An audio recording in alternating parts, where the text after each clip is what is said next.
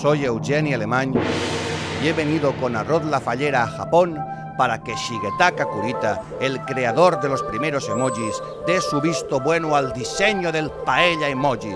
Porque si el padre de los emojis dice que sí, Unicode no podrá decir que no. Comienza la operación Paella Emoji rumbo a Japón. Nos encontramos frente al estudio de Shigetaka Kurita. Es un hombre muy ocupado, así que no sabemos si nos va a recibir, aunque nosotros ya nos hemos encargado de que sepa claramente quién es Arroz La Fallera y quién es Eugeni Alemany. Good, but this is not the traditional, the original paella.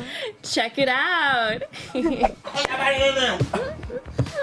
Well, I have an idea. I bring with me the typical rice of Valencia from Albufera, and I think if we put this now, magical will repair all the damage. Oh, really?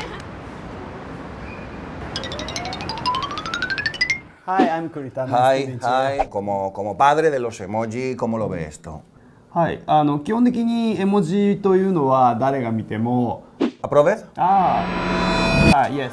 ¡Lo tenemos! ¡Lo hemos conseguido! El padre de los emojis está encantado con el diseño del paella emoji. Enviaremos su visto bueno a Unicode y seguro que... ¿Pero qué es esto?